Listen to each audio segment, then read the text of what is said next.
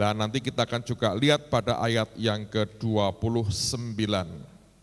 Alkitab mengatakan, jadi kamu lihat bahwa mereka yang hidup dari iman, mereka itulah anak-anak Abraham.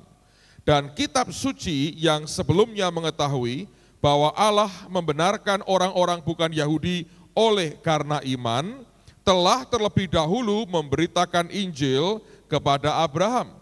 Olehmu segala bangsa akan diberkati. Jadi mereka yang hidup dari iman, merekalah yang diberkati bersama-sama dengan Abraham yang beriman itu. Kita lompat pada ayat yang ke-29, Alkitab mengatakan, dan jikalau kamu adalah milik Kristus, maka kamu juga adalah keturunan Abraham dan berhak menerima apa saudara?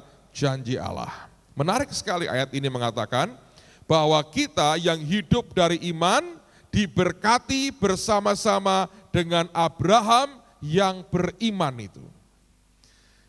Dan dalam kenyataannya kalau kita melihat akan kehidupan kita, pertanyaannya begini, apakah semua anak Tuhan hari ini menikmati berkat seperti yang Abraham nikmati? Karena janjinya berkata, kita diberkati bersama-sama dengan Abraham yang beriman itu. Dan dikatakan, jikalau kamu adalah milik Kristus, kamu juga adalah keturunan Abraham dan berhak menerima janji Allah. Dalam sisi perkataan Tuhannya sudah sangat jelas. Orang yang hidup dari iman, semestinya dia menikmati berkat seperti yang dinikmati oleh Abraham. Karena kita menerima berkat itu bersama-sama dengan Abraham. Tapi kenyataannya dalam kehidupan kita ini kan ada begitu banyak kenyataan yang berbeda dengan apa yang kita baca di Alkitab. Satu di antaranya soal hidup dalam berkat Tuhan sebagaimana yang dinikmati oleh Abraham. Kalau tidak ada perubahan dan Tuhan kehendaki, Senin ini saya dan Pak Yos akan ke Pakistan. Ini memang agak aneh negara ini, saudara. Biasanya orang kalau pelayanan kan ke Amerika, gitu ya, ke Australia. Sekali-sekalinya Pakistan. Dan saya ditanya bisa berapa hari di sana. Ada hamba Tuhan dari Amerika ya, Merlin Hickey buat KKR. Ini orang menurut saya nekat juga sih di tengah-tengah ketegangan yang luar biasa di Timur Tengah. Sementara orang-orang Indonesia dipulangkan semua, kedutaan Indonesia hampir kosong di Baghdad. Ini orang Amerika buat KKR di Pakistan. Masih mending dia buat di kota Lahore. Ada yang lain buat di kota Quetta. Itu sangat dekat dengan Afghanistan. Dan memang ketika dia menyampaikan firman, beberapa orang Taliban terima Tuhan Yesus. Luar biasa. Dan mereka jadi militan dalam Tuhan. Nah, ketika saya persiapan lagi mau persiapan begitu, saya tanyakan, saya ini disuruh ngomong apa? Saya ngomong, oke lah, saya bisa stay 2 hari di Pakistan. Karena saya tidak ingin membuang hari Minggu di gereja. Karena sebetulnya hari-hari ini, minggu-minggu ini kami sudah segera akan menyelesaikan pembayaran akan tanah gereja. Jadi sebetulnya tinggal 300 juta lagi kami akan lunas yang 8,2 miliar. Nah itu akan terjadi dalam 1-2 minggu ini akan segera selesai. Saya masih nunggu Tuhan apa yang dia mau kerjakan. Tapi hati saya meraba bahwa paling tidak awal Maret itu akan selesai.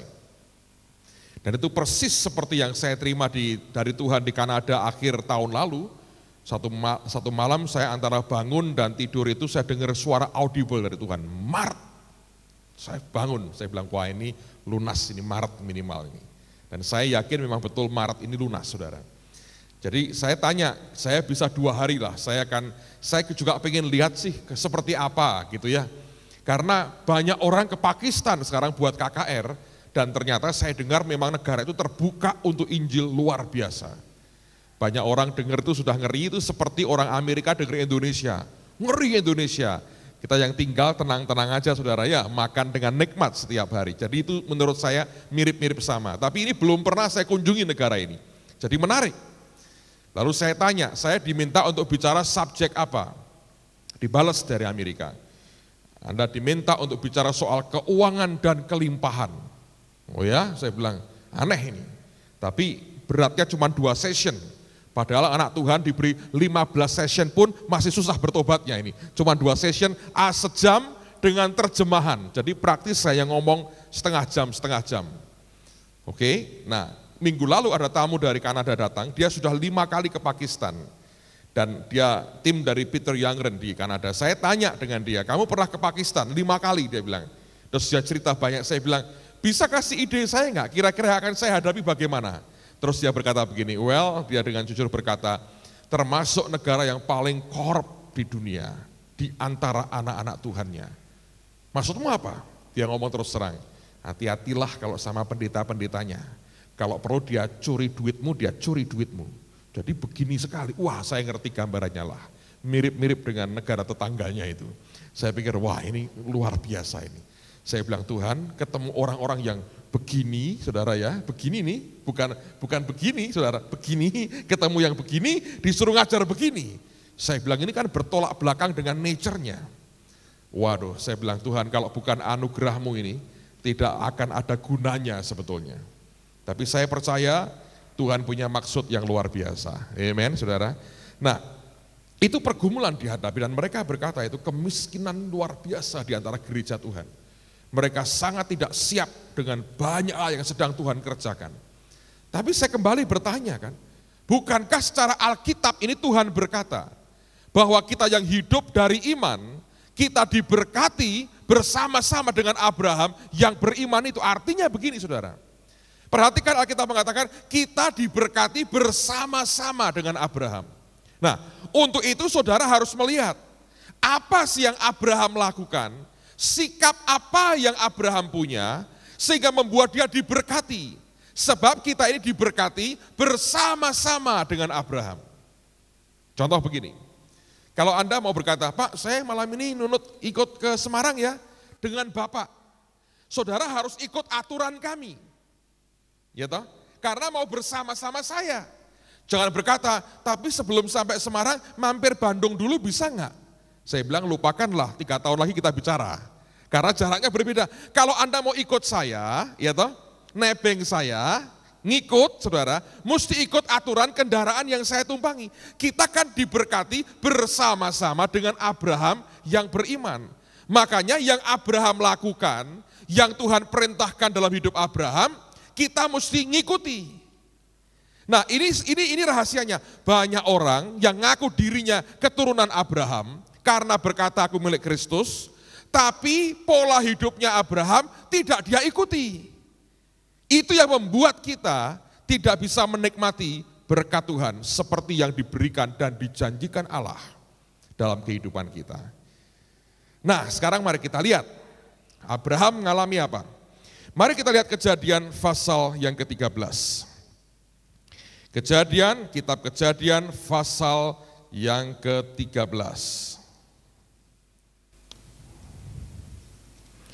Ada yang mau ikut ke Pakistan? Tapi saya pulang Anda tinggal ya. Terutama ke Afghanistan lah sekali-sekali. Dari Eklesia Cirebon kirim 15 orang. Kemana? Kandahar, gitu agak keren sekali saudara.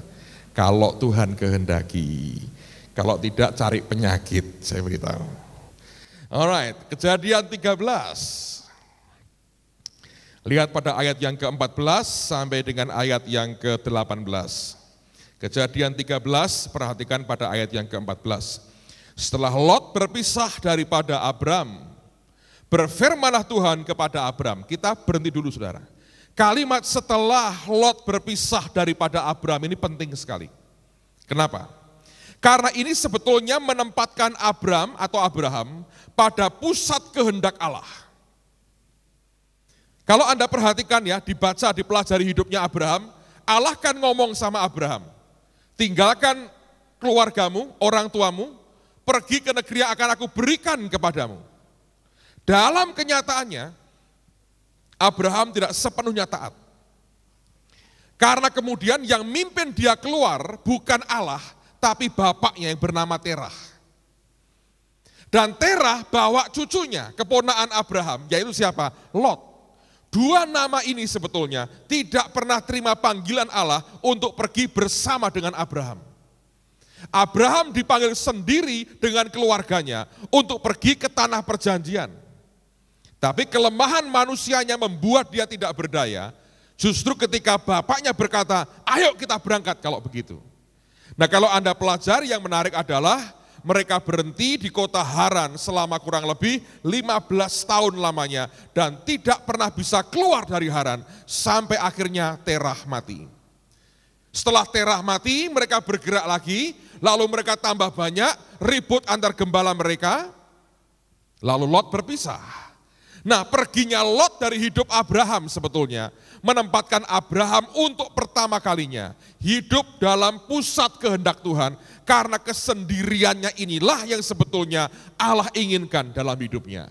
Jadi sejak itu Anda perhatikan, perintah yang selanjutnya itu penting buat Abraham, tapi juga penting buat kehidupan kita. Nah, apa yang Tuhan katakan? Lihat lebih jauh. Saya ulang 14. Setelah Lot berpisah daripada Abram, berfirmanlah Tuhan kepada Abram, pandanglah sekelilingmu dan lihatlah dari tempat engkau berdiri itu ke timur dan barat, utara dan selatan. Sebab seluruh negeri yang kau lihat itu akan kuberikan kepadamu dan kepada keturunanmu untuk selama-lamanya. Dan aku akan menjadikan keturunanmu seperti debu tanah banyaknya, sehingga jika seandainya ada yang dapat menghitung debu tanah, keturunanmu pun akan dapat dihitung juga. Bersiaplah, jalanilah negeri itu menurut panjang dan lebarnya, sebab kepadamulah akan kuberikan negeri itu.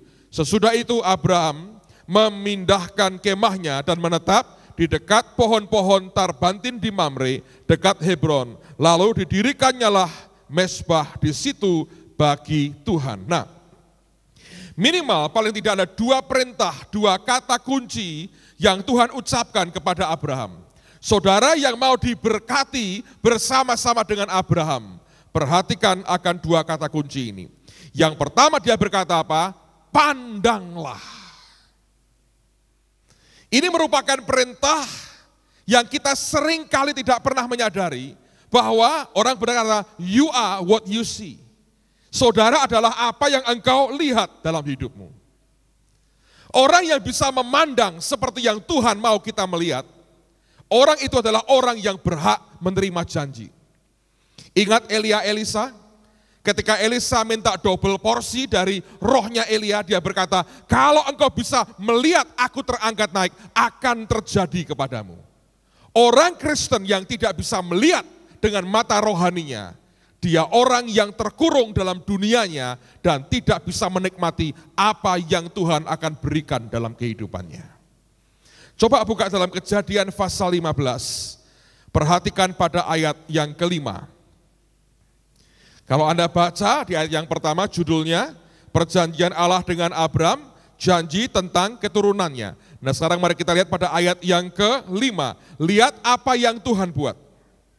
Dikatakan begini, lalu Tuhan membawa Abram keluar serta berfirman, coba lihat ke langit, hitunglah bintang-bintang, jika engkau dapat menghitungnya, maka firman-Nya kepadanya, demikianlah banyaknya nanti keturunanmu. Nah perhatikan, malam itu Abraham dalam kemahnya. Pandangannya dibatasi oleh kemahnya. Segede apapun kemahnya enggak masalah, tetap kemah itu membatasi pandangannya. Waktu Allah menjanjikan perkara besar, perhatikan ini. Alkitab mengatakan, Allah membawa Abraham keluar dari kemahnya. Dikeluarkan dari kungkungan pandangan manusianya. Dan Tuhan berkata, lihat ke atas. Nah waktu dia lihat ke atas, ditunjukkan sesuatu yang sangat besar sekali. Saudara mesti perhatikan cara pandang manusia rohanimu. Kenapa kita perlu baca firman? Kenapa kita perlu dengar firman setiap saat? Supaya cara melihatmu diubah oleh Tuhan. Sebab hanya orang Kristen yang bisa melihat yang Tuhan tunjukkan, dia akan menikmati janji Tuhan yang luar biasa. Tapi orang yang terkurung dalam pandangan sempit manusianya sendiri, dia tidak akan terima apa-apa. Sebagian besar orang berkata, nggak mungkin, mana bisa, malah ribut dengan janji Allah. Saudara hanya menang debat, tapi tidak menikmati apapun dalam kehidupan saudara. Lihat lagi Kejadian pasal yang ke-22. Kejadian pasal yang ke-22. Perhatikan pada ayat yang ke-14. Kejadian pasal 22, ayat yang ke-14. Dan Abraham menamai tempat itu Tuhan menyediakan atau Jehovah Jireh. Sebab itu sampai sekarang dikatakan orang di atas gunung Tuhan akan disediakan. Dalam bahasa Inggrisnya dikatakan dengan jelas bahwa in the mount of the Lord, di gunung Tuhan, it shall be seen, akan terlihat. Yang benar yang mana Pak? Disediakan atau dilihat atau terlihat. Nah perhatikan, kata jireh sebetulnya artinya to see ahead, melihat ke depan. Dengan demikian Tuhan berkata begini, kalau engkau bisa lihat, engkau akan nikmati penyediaan Tuhan dalam hidupmu. Kalau engkau tidak bisa lihat, engkau tidak akan terima apa-apa. Sebab iman itu sebetulnya melihat yang tidak kelihatan oleh mata jasmani kita. Saya ketemu dengan seorang Amerika, di Amerika juga sekian waktu yang lalu. Saya diundang di sebuah kota dan saya diminta untuk bicara malam hari itu. Pak Timotius dan istrinya dengan kami sama-sama waktu itu. Sebelum kebaktian, itu ada rombongan orang-orang Indonesia mau ketemu saya. Di antara rombongan pelajar itu ada orang Semarang juga, yang kuliah dekat-dekat dengan kota di mana saya melayani di gereja Amerika itu. Datang juga seorang guru teologi, seorang dosen sekolah Alkitab. Dia istrinya orang Indonesia, jadi dia agak bisa ngomong Indonesia. Dan kepingin ke Indonesia, kepingin melayani di Indonesia. Dikenalkan dirinya, dia ngomong, dia bilang, Pak Pendeta, gelarku itu banyak sekali. Karena selama hidup aku sekolah terus. Wah, saya bilang, kasihan ya, sekolah terus gak selesai-selesai. Saya pikir, tapi dia bilang, bangga, gelar saya banyak sekali. Terus dia ngomong panjang lebar. Benar? Terus kemudian dia ngomong begini, saya sudah mendengar kamu akan bangun gedung gereja besar. Tapi boleh nggak saya ngomong terus terang? Mengutarakan pendapat saya. Oh boleh, saya bilang. Dia berkata, saya tidak setuju. Kamu bangun gedung gereja dengan jemaat banyak. Oh ya, saya pikir, apa kamu itu bapakku kok ngelarang-ngelarang, bapakku aja tidak ngelarang-ngelarang. Kok tidak setuju? Terus keluar statement begini. Lebih baik, dia bilang ya, daripada bangun gereja isinya 10.000, gitu, daripada 10.000 jemaat, lebih baik bangun 100 gereja, 100 anggota.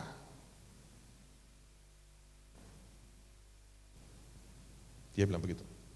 Saya bilang, kenapa? Dia bilang, kalau kamu punya jemaat sekian banyak, kamu akan tergoda atau membuat jadi kerajaanmu sendiri, bukan kerajaan Allah. Agak logis toh omongannya, gitu. Kalau kamu punya jemaat sekian, itu bukan hanya mega church. Dia pakai istilah mammoth, tahu mammoth? Mammoth itu gajah purba. Wah, lah gajah siapa saudara? Dia bilang, ini bangun kerajaan sendiri. Nah, kalau ini setuju saya, bagus, kerajaan surga. Saya ini orangnya nggak suka debat saudara, tidak punya karunia untuk bantah-bantahan sama orang. Hari itu entah apa yang terjadi, kepingin bantah orang ini saudara.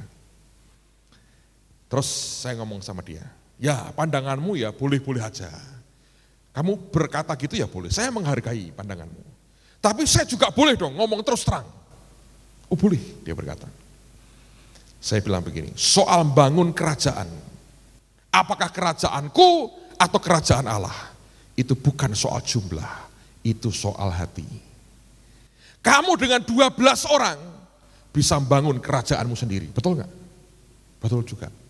Kalau kamu hidup melayani menurut maumu sendiri. Bahkan kamu nggak punya jemaat pun bisa membangun kerajaanmu sendiri. Kalau kamu hidup menurut maumu sendiri. Jadi yang pertama, ini bukan soal jumlah, soal hati. Yang kedua, saya bilang, kamu dengan 100 anggotamu ini tidak bisa buat yang kami buat. Apa misalnya? Saya bilang, aku nih spend ribuan dolar, US dollar setiap bulan untuk biayai misionari kami ke berbagai negara. Kita beri makan orang miskin 1000 kakak setiap minggu. Kita pernah memberikan beasiswa lebih dari 1000 anak selama setahun. Kalau kamu hanya punya 100 anggota, kamu tidak bisa buat seperti yang saya buat. Dan yang terakhir saya bilang, kamu ya memboroskan uang kerajaan surga. Kamu dengan cara begini menghambur-hamburkan uang kerajaan surga. Kaget ya? Gak mungkin. Saya berkata, saya buktiin. Kalau aku punya satu gereja dengan 10.000 anggota, aku cukup beli keyboard satu. Kamu perlu 100 keyboard. Aku hanya beli satu drum, kamu 100 drum. Dan kamu menghambur-hamburkan uang kerajaan surga. Mimbar perlu 100, aku cukup punya satu. Mic perlu 100, aku berapa? Cuman satu. Kamu ya sudah memboroskan uang kerajaan surga. Jadi ya masing-masing dipanggil berbeda. Itu lebih bijaksana daripada ngomongmu yang pertama.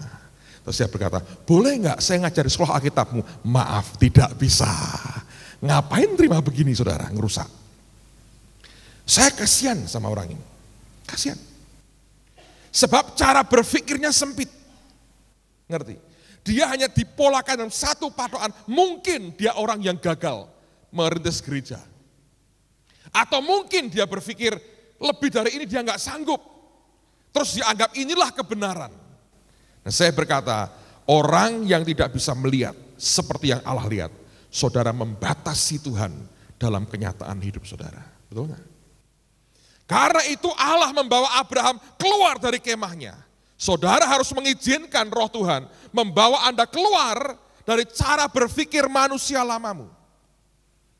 Lihat yang Tuhan katakan, percayai. Kemarin saya berkata, kalau engkau menganggap orang lain itu sebagai nabimu, itu mencelakakan dirimu sendiri. Belajar melihat Tuhan dan yang Dia mau lebih dan di atas segala-galanya. Jangan karena kita pernah gagal atau kita tidak mampu, kita anggap segitulah kuasa Allah kerja dalam kehidupan kita. Salah, saudara. Saya punya 2 teman. Satu hari kami kedatangan tamu, lalu kemudian mereka berdebat.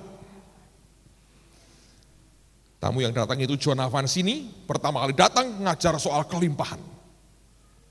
Yang seorang berkata, wah ini luar biasa ini. Kita pasti hidup berkelimpahan. Dia antusias nih dengar berita begitu. Yang seorang bilang, gak bener ini. Melarat itu biasa. Bukan kutuk itu. Normal. Ada orang miskin, ada. Jadi kalau kita miskin itu biasa. Tidak harus kita berkelimpahan. Itu bilang harus berkelimpahan. Bebat di depan saya, saudara. Yang gak percaya ngomong begini. Lihat di Alkitab. Lazarus yang miskin masuk surga. Orang kaya masuk neraka. Milih mana? Ribut tuh saudara. Bantah-bantahan. Saya dengerin itu lama-lama saya jengkel. Ini kok ribut soal begini. Terus saya ngomong, mau tahu yang paling benar? Gampang. Jadilah menurut imanmu masing-masing. Kamu suka berkelimpahan? Limpah. Melarat oke buat kamu? Melaratlah. Loh ya tak? Beres tak? Tapi kalau aku ditanya, aku tidak mau jadi orang kaya masuk neraka, atau Lazarus yang miskin ke surga, aku mau jadi Abraham yang memangkul Lazarus di surga. Di bumi kaya, di surga, aku mangkul Lazarus yang miskin. Ya toh? Kok dipangku Pak? Sebab terlalu tipis badannya, dipangku Abraham dia masih kuat. Loh, terserah. Saya beritahu ya saudara, waktu jalan beda. Yang mau percaya diberkati hidupnya, nikmati berkat. Yang ini susah hidupnya. Susah minta tolong orang lain. Saya bilang gini, kalau kamu yakin melarat itu biasa, melaratlah dengan bangga, ya tak? Tidak usah minta tolong orang lain, nikmati sesuai keyakinanmu. Tapi kalau cuma yakin, akhirnya help me, ngapain? Sudah ngerti? Orang tidak bisa yakin bahwa Allah mau kita berkelimpahan, atau diberkati Tuhan, hidup dalam keadaan baik, ya nggak bisa. Saudara pikir nih gedung ini pakai bahasa roh bangunnya saudara? Ya ada banyak bahasa roh yang naik, tapi pakai duit nih, bertahun-tahun kan. Sound system itu semiliar. Dulu ini sekarang sudah berapa nih? Saya masih ingat kita memberi korban sampai menari di sini, saya masih ingat kok. Di situ Tuhan ngomong sama saya itu, nanti kamu bagianmu nantang persembahan, itu saya masih ingat. Ya memang perlu doa, perlu ketaatan. Tapi kalau tidak ada orang-orang yang diberkati dan mau ngerti apa yang Tuhan mau, gimana? Hari ini kalau saya khotbah pakai toa, corong kayak orang mati itu, orang kayak itu loh, petugas apa itu? Kota Madya yang ngusiri orang-orang kampung, ya orang-orang pergi dibersihkan oleh wali kota, pakai toa, Anda mau gitu? Semua yang Anda nikmati ini karena blessing Tuhan kan? Bukankah diberkati itu enak saudara? Coba nggak ada AC, Anda kipas-kipas terus kan? Ayo. Saya bisa ganti baju 3 kali, bukan selebriti saudara, tapi karena basah kuyup. AC ini nikmat toh, bayar tapi. Gitu kok orang nggak mau saudara. Dan berkata miskin itu biasa, ya sudah gampang saya bilang. Kamu senang berkelimpahan, percaya, limpahlah. Melarat oke, melaratlah, selesai toh. Melarat benar saudara. Saya harap dia tidak jadikan saya nabi saudara. Sehingga berkemelaratan seperti itu, bukan berkelimpahan. Orang Kristen cara pandangnya mesti dibongkar. Saudara bisa percaya tidak Allah mau memberkati saudara? Banyak orang terlalu pahit hidupnya. Saya bilang aku nggak bisa percayalah. Tapi saya mau katakan demi kasih Tuhan, Allah yang kita sembah, Tuhan yang maha baik dan luar biasa. Amen saudaraku. Belajar. Saudara masih ingat gambar saya bulan lalu? Telur dibagi 3. Masa nggak percaya sih Tuhan itu baik? Tuhan itu baik saudara. Tuhan itu maha baik. Saya masih ingat waktu kecil saya tinggal di kampung. Kalau musim hujan ini paling susah. Hujan 1/4 jam sudah banjir masuk ke rumah. Di rumah itu genangan air. Ya senang anak kecil kan main air. Tapi kalau sudah surut airnya, lumpur di mana-mana. Nggak bisa ngapa-ngapain, mesti bantuin orang tua dikeluarin lumpurnya gitu. Akhirnya kami nikah, pindah. Pertama nggak banjir. Sekian tahun tinggal di situ, banjir saudara. Satu hari saya masih saya pulang dari India. Sampai di airport dijemput teman bilang, kamu nggak bisa pulang ke rumah, kenapa? Kamu harus nginep di rumah saya, kenapa saya bilang? Air masuk rumahmu. Wih. Saya tinggal ke India pulang, banjir masuk. Nginep rumah teman saya. Tapi kita tuh punya Tuhan yang luar biasa.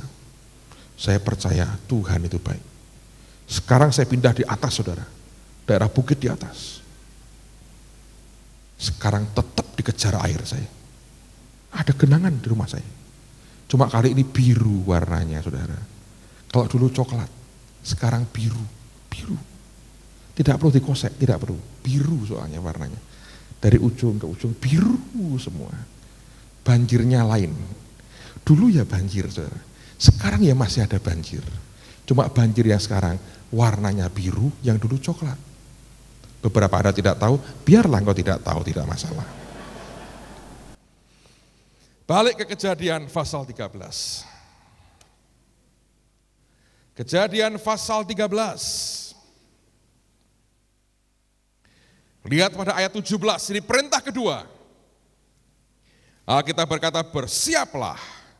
Dan Tuhan berkata, jalanilah negeri itu, menurut panjang dan lebarnya. Sebab kepadamulah akan kuberikan negeri itu. Nah, rupanya jalani itu merupakan satu tindakan iman yang luar biasa. Coba lihat dalam Ulangan pasal yang ke-11. Ulangan pasal yang ke-11.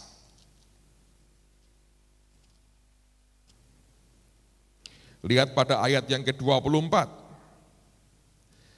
Ulangan 11 ayat 24, Alkitab mengatakan, setiap tempat yang diinjak oleh telapak kakimu, kamulah yang akan memilikinya, mulai dari padang gurun sampai gunung Libanon, dan dari sungai itu yaitu sungai Efrat sampai laut sebelah barat akan menjadi daerahmu. Ini perintah Tuhan. Dalam kitab Yosua pasal yang ke-14, pernyataan ini diulang lagi oleh Tuhan, menandakan bahwa ini merupakan sesuatu yang mengandung kebenaran yang sangat serius. Yosua 14, lihat pada ayat yang ke-9 dikatakan, pada waktu itu Musa bersumpah katanya, sesungguhnya tanah yang diinjak oleh kakimu itu akan menjadi milik pusakamu dan anak-anakmu sampai selama-lamanya, sebab engkau tetap mengikuti Tuhan Allahku dengan sepenuh hati. Apa maksudnya menginjakkan kaki kita? Hari ini banyak hamba Tuhan kan, orang Kristen juga melakukan yang sama. Kalau Anda mau beli sesuatu tanah, wah Anda injak-injak itu dalam nama Yesus. Ya bagus, itu juga perlu. Tapi saya percaya, saya melihat bahwa ketika dia berkata jalani itu, dengan dia jalan sebetulnya, secara profetis Tuhan berkata begini, kamu harus tinggalkan jejak. Di tempat yang kamu ingin dan akan dapatkan, tinggali jejakmu dulu di situ. Dalam hidup orang percaya, saya melihat juga bahwa ini hal yang jarang diperhatikan orang Kristen. Apapun yang Anda rindukan, saudara, harus ada jejakmu dulu di situ. Baru kemudian akan jadi kenyataan diberikan Tuhan buat saudara. Saya berikan contoh Abraham. Mari kita lihat Kejadian pasal 24. Kita banyak baca ayat. Kejadian pasal 24.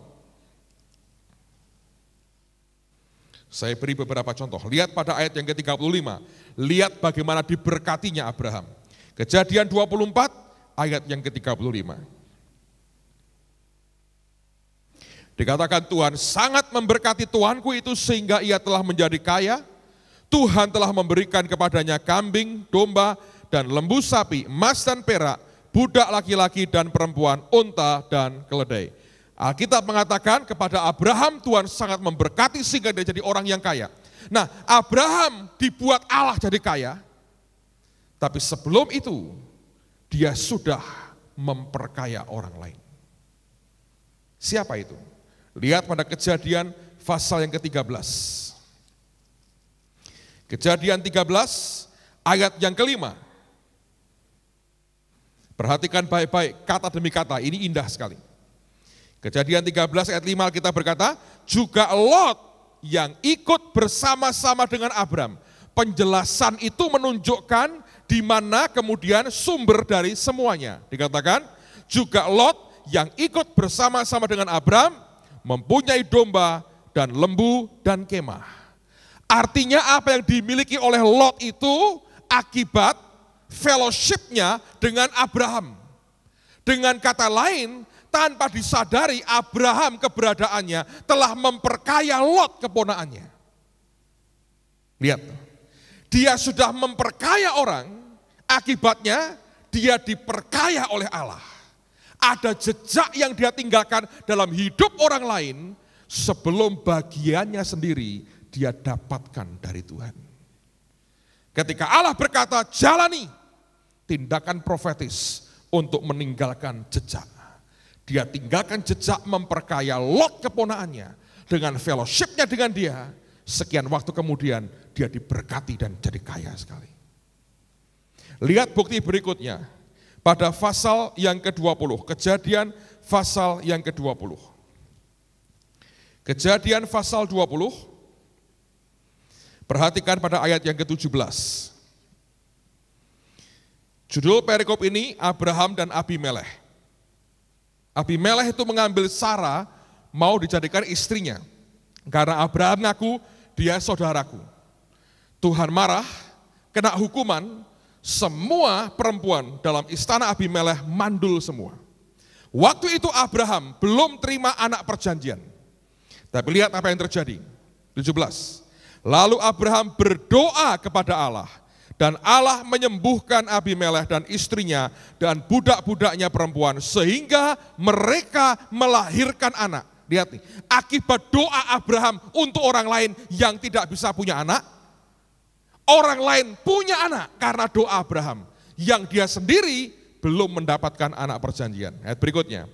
Sebab tadinya Tuhan telah menutup kandungan setiap perempuan di istana Abimelekh karena Sarah istri Abraham itu. Lalu di pasal 21, lihat judulnya apa? Ishak lahir. Lahirnya Ishak tidak bisa dipisahkan. Abraham sudah meninggalkan jejak, yaitu dia mendoakan orang lain yang mandul, sementara Sarah sendiri masih mandul waktu itu. Nah, banyak orang Kristen lebih memikirkan dirinya dan minta Allah berkati aku. Dia tidak mengerti prinsip Tuhan yang engkau sendiri ingin dapatkan. Tinggalkan jejak terlebih dahulu. Saya pernah ceritakan kepada saudara, Anda juga mengerti. Saya diberi Tuhan anak 3. Yang kedua ini paling sulit untuk belajar, si Samuel. Tapi sejak puasa itu nilainya bagus-bagus, saudara, luar biasa. Puasa, dia sekarang kalau Senin bangga, aku puasa, hari ini puasa, nilai ulangannya bagus-bagus. Jadi buat istri saya itu merupakan kejutan, buat keluarga kami itu surprise besar. Nah, paling berat, waktu dia umur kelas 4 dan kelas 5 SD, berat sekali. Terus setiap tahun sudah isinya cuman bahasa roh, nyaris terus, saudara. Waduh, berat sekali. Tapi saya senang, istri saya itu luar biasa. Tanpa dia mengerti loh ya. Dia ketika setiap kali lihat anak orang lain yang pinter, tapi orang tuanya nggak punya biaya untuk sekolah. Dia ngomong sama saya gini, anak kita ini kita punya biaya untuk sekolah, tapi susah sekali untuk bisa ngerti nangkep pelajaran. Itu anak itu, papa mamahnya nggak punya biaya, tapi pinter. Ini hampir keluar sekolah. Dia bilang, kita berkati sekolahin dia. Saya bilang silakan. Jadi dia bilang jangan keluarkan anakmu, aku yang bayar. Satu. Itu ya dari kami pribadi itu bayarin anak orang lain sekolah, saudara. Dari SD sampai kuliah, sampai perguruan tinggi. Supply terus dari uang pribadi. Kalau sekarang Tuhan mulai berikan kelonggaran, saya bilang bagian dari jejak yang kami tinggalkan, saudara. Kalau kita mikir diri sendiri, ngurusi anakku saja, tidak usah urusan anak orang lain. Saya berkata itu bukan cara orang Kristen. Justru ketika engkau memperhatikan yang lain, tanpa engkau sadari, saudara meninggalkan jejak di situ. Yang engkau tinggalkan jejak itu, kelak akan jadi milik saudara. Ngerti saudara? Ini prinsip dalam kebenaran firman Tuhan. Coba lihat lagi, Lukas pasal yang ke-16. Lukas pasal 16. Makanya saudara mesti hati-hati soal ini. Lukas 16. Ini juga kebenaran yang kita harus mengerti. Lukas pasal yang ke-16. Perhatikan pada ayat yang ke-12. Lukas 16 ayat yang ke-12. Dan jikalau kamu tidak setia dalam harta orang lain, siapakah yang akan menyerahkan hartamu sendiri kepadamu? Saya mau tanya, siapa yang sekarang ini Anda kerja ikut orang, artinya Anda kerja jadi karyawannya orang lain? Coba angkat tangan tinggi. Mohon please, angkat tangan tinggi. Oke, saya beritahu ya. Lakukan kerjaanmu dengan setia. Ada orang yang jadi pegawai toko, setia. Karena siapa tahu, kelak engkau setia di tokonya orang lain. One day engkau sendiri punya toko. Engkau kerja di pabrik, setia. Itu harta orang lain, Pak, setia. Jangan nipu, jangan korupsi, setia. Tinggalkan jejak yang baik. Siapa tahu kelak engkau punya pabrik sendiri, saudara. Lakukan semua dalam kasih Tuhan dan untuk kemuliaan namanya. Setia dalam hartanya orang lain. Nanti Tuhan beri engkau jatah yang luar biasa. Tinggalkan jejak. Jangan engkau egois, saudara. Amen. Tinggalkan jejak. Ini prinsip. Kebanyakan kita bilang, semaunya aja lah. Dia bilang, kalau gitu kau tidak akan dapat bagian. Perintah yang kedua ini penting, jalani negeri itu. Tinggalkan jejak. Dimanapun engkau berada, tinggalkan jejak di situ. Saudara akan lihat perkara-perkara Tuhan yang luar biasa. Saya belajar begini ya. Gedung gereja yang kami sekarang tempati, itu tidak karena mendadak, boom, Allah beri. Tidak. Saya masih ingat itu. Satu hari dia berkata pada saya, semua uang kas di gereja, persembahkan untuk Betani Semarang. Waktu itu masih namanya Betani. Mereka lagi bangun gereja. Kami hanya punya 2,5 juta. Dia berkata, berikan semuanya. Supaya kamu andil dalam pembangunan mereka. Saya masih ingat pagi-pagi kita anterin ke tempatnya Pak Sebaja. Saya berikan 2,5 juta seluruh kas kami. Setahun kemudian, Tuhan beri kami gedung yang sama besarnya. Luar biasa. Sekarang kami beli tanah hampir 2,8 hektar. Kelak akan dibangun gedung yang diberi nama Holy Stadium. Itu juga bukan tanpa ninggal jejak, saudara. Dia suruh kami memberkati gereja-gereja lain. Satu hari saya diundang di sebuah gereja, di sebuah kota di Jawa Tengah. Gembalanya sakit dan sekarang beliau sudah dipanggil pulang. Kena levernya dan ketika datang ke sana KKR, majelis berkata, Pak Gembala tidak bisa hadir karena sakit, harus istirahat. Oh ya, saya tahu. Itu gerejanya lucu, sempit 4 atau 5 lantai, jadi ke bawah dan ke atas. Jadi kalau khotbah itu bingung, mau begini atau mau begini itu begini. Semua orang kacau balau. Terus saya ngomong sama majelisnya, kok kamu nggak cari tanah sih? Mobil aja masuk susah di sini. Supaya berkembang. Iya Pak, mau. Tapi dulu pernah dapat di resolusi warga, gagal lagi. Waktu khotbah, Tuhan ngomong sama saya di mimbar. Kalau gereja ini beli tanah dan membangun gereja, gerejamu nyumbang 50 juta. Saya ngomong nyeplos, saudara. Des! Nggak taunya gembalanya datang, duduk di belakang, mimbar belakang sana. Dia dengar begitu, nah ini gereja punya kebiasaan, selesai pulang, pendeta suruh nyalami jemaat. Untung saya di gereja tidak loh. Kalau enggak ini tangan jabari bisa begini, pijetan terus, saudara.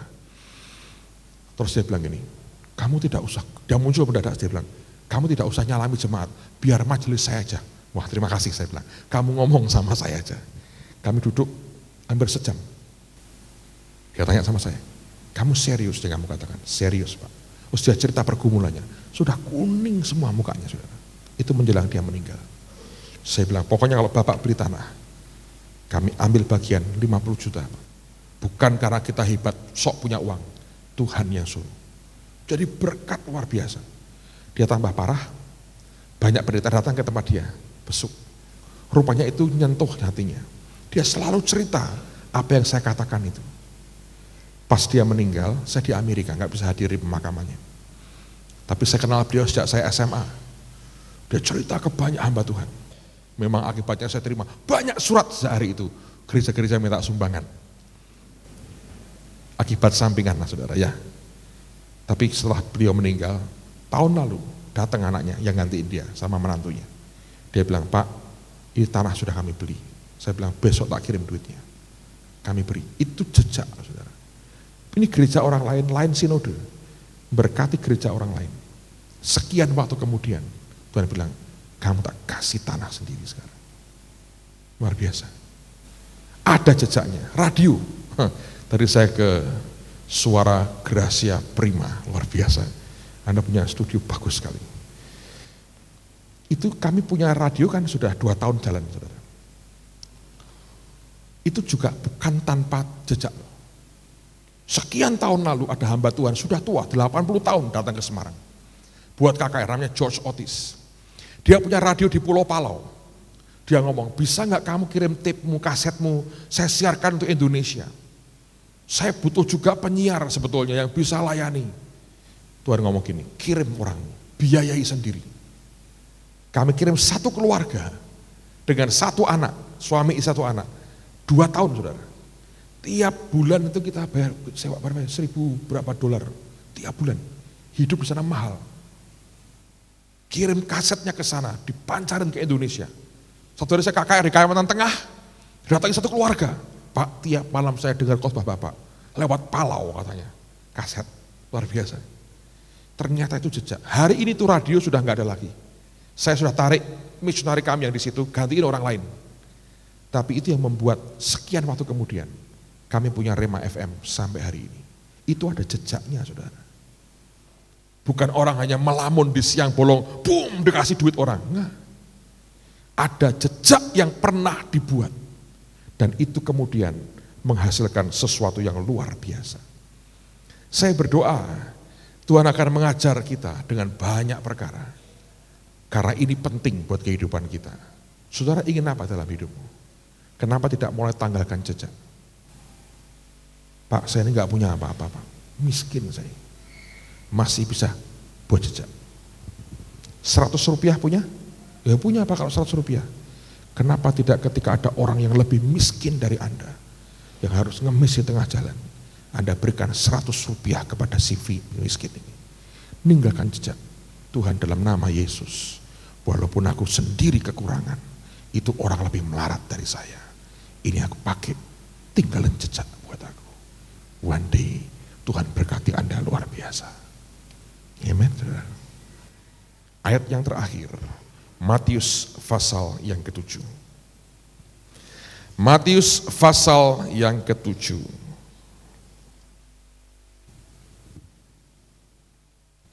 Kita akan baca bersama-sama ayat ini dan kita akan selesai malam ini. Matius pasal yang ke-7, lihat pada ayat yang ke-12. Matius 7 ayat yang ke-12. Mari kita berdiri bersama-sama, kita akan baca ayat ini sebagai penutup pada pembinaan malam hari ini. Matius 7 ayat yang ke-12, kita akan baca dengan kuat 2, 3. Segala sesuatu yang kamu kehendaki supaya orang perbuat kepadamu, perbuatlah demikian juga kepada mereka. Itulah isi seluruh hukum Taurat dan kitab para nabi. Jadi isi seluruh Taurat dan kitab nabi itu adalah sebetulnya hukum apa? Nabur, kamu apa? Nuai.